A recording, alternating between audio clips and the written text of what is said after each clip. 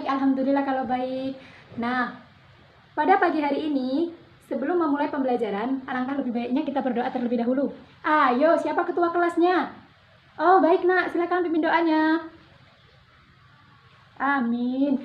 Nah, tolong semuanya berdiri terlebih dahulu. Ibu mau mengecek kerapian pakaian kalian, kerapian tempat duduk kalian. Ayo berdiri. Ibu akan mengecek ya. Oh, alhamdulillah sudah rapi semuanya ya. Nah, kalau sudah rapi semua, di sini ibu akan mengabsen pada pagi hari ini. Siapa yang hadir? Angkat tangannya ya.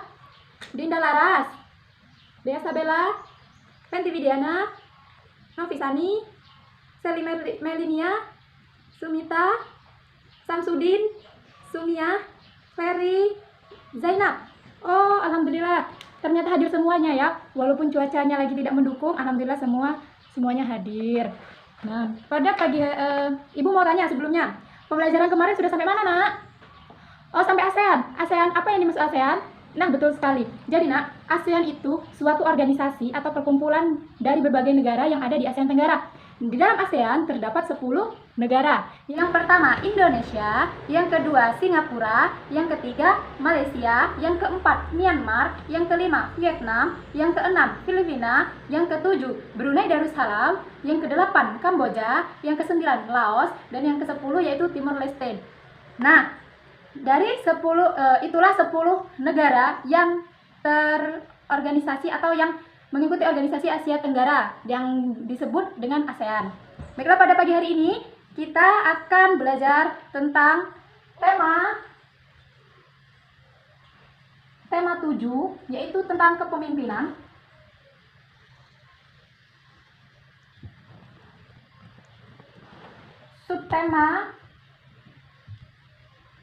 Subtema 2, pembelajaran 3, tentang pemimpin idolaku.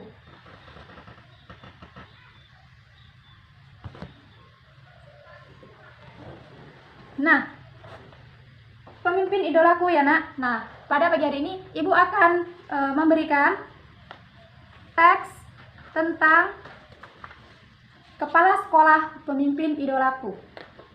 Nah, ini ya, Nak. Nah, di sini disimak ya, kepala sekolah pemimpin idolaku. Ibu bacakan, setelah Ibu bacakan nanti kita tanya jawab bersama. Termenung Pak Weli memandang brosur di hadapannya. Lomba pidato anak bertema Bersatu untuk Maju, bertulis pada judul brosur.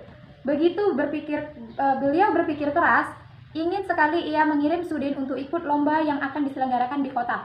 Tetapi dari mana dananya? Pak Weli, kepala sekolah dasar Cemara di pelosok Kabupaten Gerobokan, Jawa Tengah. Beliau lahir di Labuha, Maluku Utara. Setelah lulus pendidikan guru, ia pergi merantau ke Tanah Jawa untuk mempraktikkan ilmunya. Di sekolah ini, muridnya juga berasal dari berbagai daerah. Pak Weli senang melihat interaksi antar murid-muridnya. Mereka belajar dan bermain bersama tanpa mempersoalkan asal-usul mereka. Semua unik, baik karakter maupun kecerdasannya. Salah satu murid Pak Weli bernama Sudin. Sudin adalah penduduk asli di desa tersebut. Ia suka membaca, percaya diri, dan komunikatif. Pak Weli ingin Sudin memperoleh pengalaman berharga melalui lomba pidato. Sambil berpikir cara memperoleh dana, Pak Weli mendaftarkan Sudin sebagai peserta lomba. Ia sendiri yang turun tangan melatih Sudin pada setiap harinya seusai sekolah. Semakin mendekati hari perlombaan, Pak Weli mulai risau. Andai saja gajiku cukup untuk mendanai Sudin pergi ke kota, ujarnya. Hingga suatu sore, terlintas ide di benaknya. Dipandangnya kebun pisang di belakang sekolah. Hampir semua tanaman pisang sudah berbuah dan siap panen. Esok paginya, Pak Weli membicarakan idenya dengan para guru. Mereka bermusyawarah untuk mewujudkan ide Pak Weli. Setelah dicapai kesepakatan, Pak Weli mengarahkan guru, penjaga sekolah, serta murid kelas 5 dan 6 untuk bergotong royong memanen pisang yang ada di belakang sekolah. Kemudian, di hari Senin pagi, Pak Weli mengundang pejabat setempat untuk hadir pada upacara bendera. Bapak Bupati, Bapak Camat, Bapak Lurah, Kepala Dinas Pendidikan, serta Ketua RW dan Ketua RT dimintanya untuk datang. Apa yang akan direncanakan Pak Weli? Ada yang tahu? Oh, belum. Ya, makanya simak ya. Rupanya Pak Weli ingin menyelenggarakan lelang pisang di sekolah. Murid kelas 5 dan 6 sudah dilatihnya untuk menjadi petugas lelang. Siapa calon pembelinya? Pembelinya adalah para bapak dan ibu pejabat daerah yang hari ini diundang datang ke sekolah. Sebelum lelang dimulai, Pak Weli menyampaikan bahwa uang yang diperoleh dari hasil lelang pada hari itu akan digunakan untuk mengirim Sudin mengikuti lomba yang ada di kota. Para pejabat yang hadir merasa kagum dan terharu menyaksikan usaha Pak Weli. Sang kepala sekolah dari timur negeri, tekad dan usahanya mendukung kemajuan muridnya. Sungguh menyentuh hati, dalam sekejap pisang-pisang habis dilelang. Dana yang terkumpul lebih dari cukup untuk memberangkatkan Sudin. Semua orang bersatu padu membantu Pak Weli untuk mewujudkan harapannya. Nah, didampingi Pak Serto, guru kelasnya, Sudin pun berangkat ke kota. Tak terkira bangga dan syukurnya Sudin, tak ingin menyia-nyiakan kesempatan, dia berusaha tampil untuk sebaik-baiknya. Saat pengumuman hasil lomba, ternyata Sudin berhasil mempersembahkan piala juara pertama lomba pidato untuk sekolahannya. Tak sia-sia usaha Pak Weli dan teman-teman sekolah Sudin. Terbukti benar tekad Pak Weli. Kita tak perlu ragu untuk maju, selalu ada jalan ketika kita menggalang persatuan dan mewujudkan impian dan harapan. Nah, anak-anak, dari teks yang sudah Ibu baca tadi, kira-kira nilai-nilai apa saja yang terkandung dalam teks tersebut? Oh iya benar. Kamu? Oh iya benar. Jadi nak, di dalam teks ini terdapat nilai-nilai yaitu kerakyatan dan persatuan. Di mana mereka bersatu padu untuk mencarikan dana untuk Sudin sehingga Sudin bisa dapat mengikuti lomba yang sudah didaftarkan oleh Pak Weli di kota. Jadi nilai-nilai tersebut memiliki kesan tidak memaksakan kehendak orang lain, mengutamakan bermusyawarah. Jadi tidak hanya langsung Pak Weli yang berinisiatif langsung dilaksanakan, tetapi Pak Weli mengajak seluruh guru-guru untuk memusyawarahkan apakah boleh dan bisa digunakan seperti itu. Baiklah, di sini Ibu ada media. Nah, media Ibu ini berupa mind mapping, di mana terdapat berbagai posisi yang ada di Indonesia atau peran Indonesia di dalam ASEAN. Jadi peran Indonesia di ASEAN itu akan Ibu bahas pada hari ini, yaitu ada 4. Yang pertama, pendidikan. Yang kedua, posisi. Yang ketiga yaitu ekonomi. Dan yang terakhir yaitu budaya.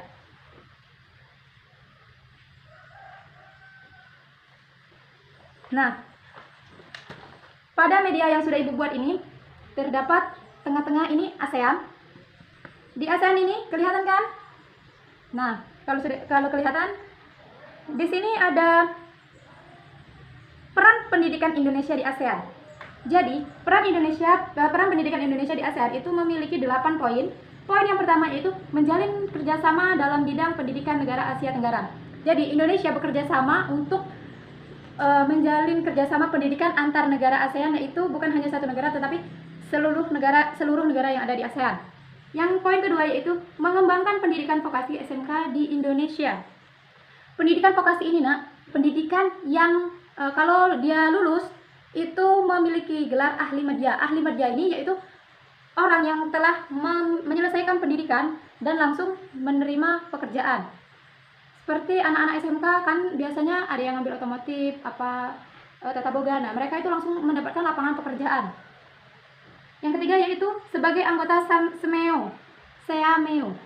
Anggota SEAMEO yaitu organisasi Menteri Pendidikan Asia Tenggara. Jadi Menteri Pendidikan itu memiliki organisasi dan bekerja sama dengan negara-negara yang ada di Asia Tenggara. Yang keempat yaitu berperan dalam Iptekin ASEAN. Jadi pendidikan Indonesia juga berperan di dalam teknologi. Bukan hanya pendidikan biasa, tetapi berperan juga dalam pendidikan teknologi. Yang kelima yaitu berperan dalam ASEAN University. Nah, ASEAN University ini lebih banyak untuk mahasiswa ya. Mahasiswa itu seperti pertukaran pelajar antara satu negara ke negara ASEAN yang lainnya. Begitupun sebaliknya. Yang keenam yaitu memberikan penawaran beasiswa pendidikan. Nah, Indonesia juga memberikan penawaran untuk mahasiswa-mahasiswa yang berprestasi untuk melanjutkan studinya ke negara-negara ASEAN, dan biayanya itu biasanya full ya diberikan. Yang ketujuh yaitu mengadakan olimpiade bidang pendidikan.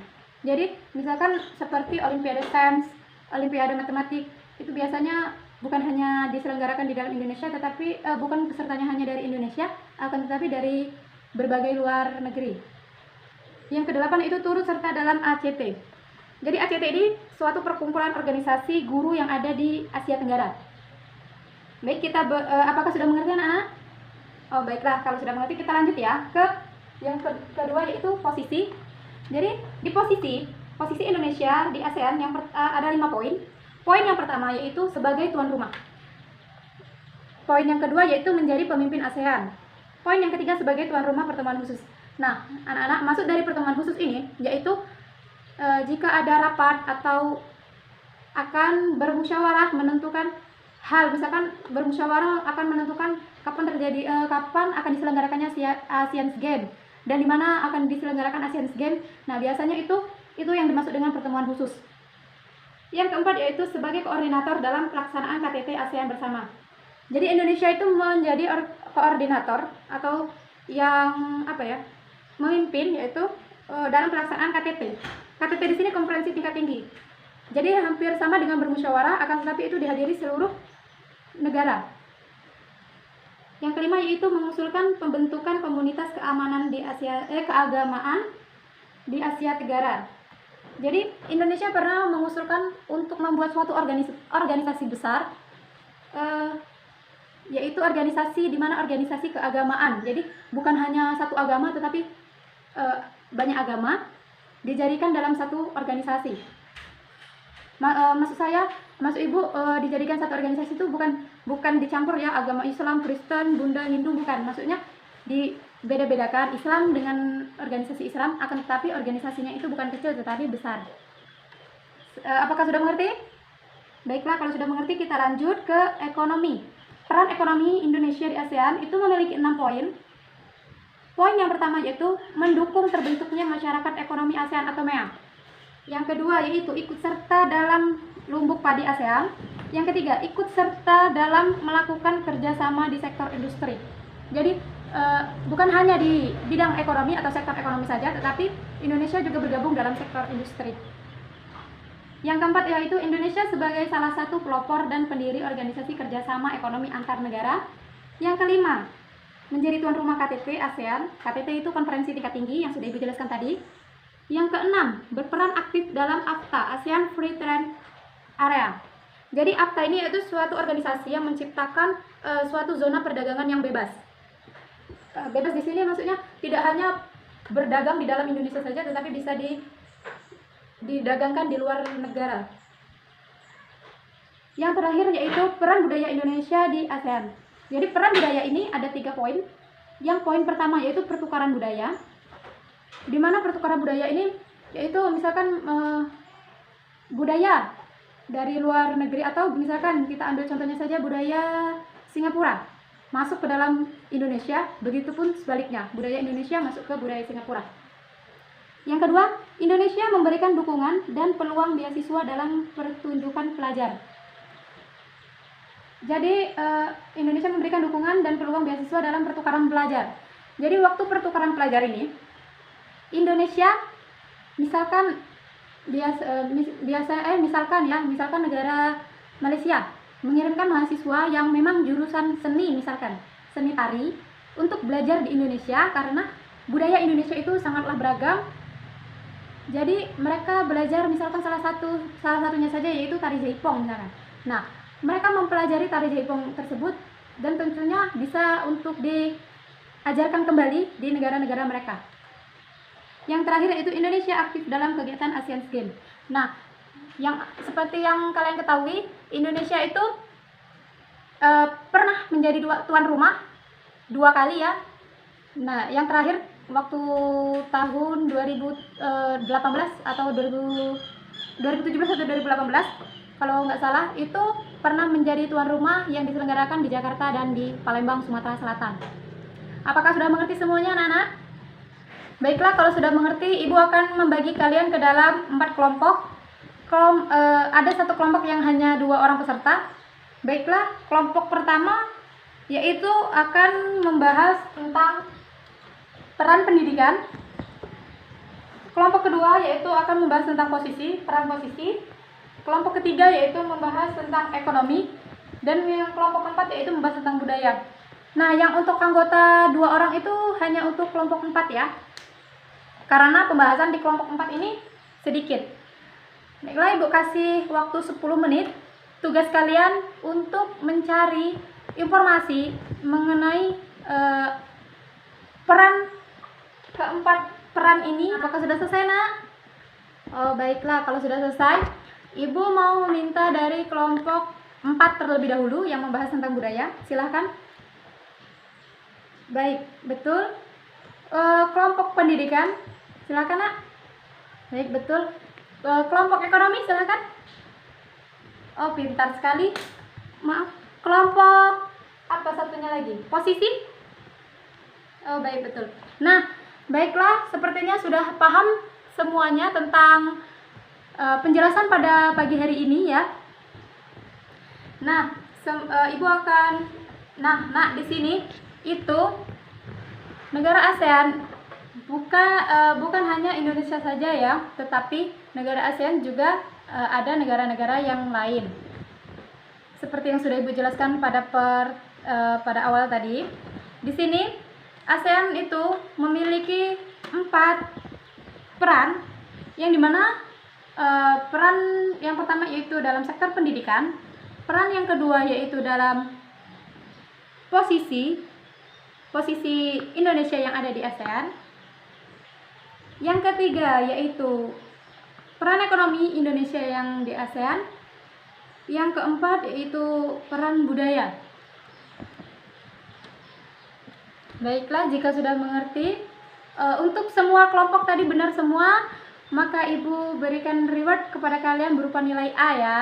Tepuk tangan dong. Nah, di sini siapa yang ingin menyimpulkan? Oh, silakan, Nak. Oh, siapa namanya? Fenty. Oh, makasih Fenty atas kesimpulannya. Baik, benar.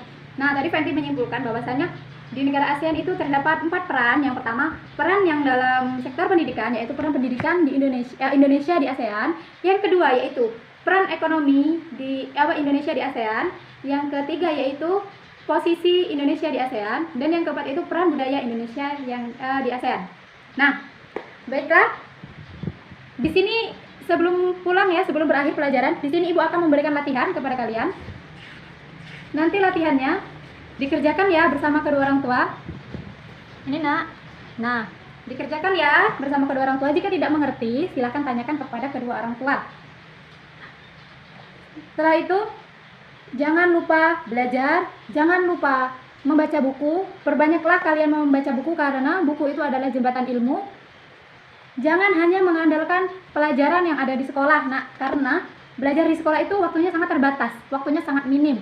Bayangkan saja pembelajaran ini hanya 2 jam diajarkan, sedangkan kalian pengetahuan kalian itu atau pendapatan ilmu kalian itu sedikit kalau hanya terbatas dengan waktu. Jadi usahakan di rumah, kalau setelah main itu cuci tangan, cuci kaki, ke kamar, belajar sebentar, lalu tidur. Ya, seperti itu, agar kalian menjadi orang yang sukses, orang yang bisa membanggakan kedua orang tua, serta orang yang bisa membanggakan bagi nusa dan bangsa. Baiklah, mungkin itu saja pembelajaran pada siang hari ini. Nah, sebelum ditutup, Ibu akan menunjuk kalian untuk berdoa ya. Nah, silakan Samsudin pimpin doanya. Dengan selesai berdoa, selesai pula pembelajaran pada siang hari ini. Jika ada salah kata, Ibu mohon maaf ya, Nak, kepada kalian. Ibu akhiri. Wassalamualaikum warahmatullahi wabarakatuh.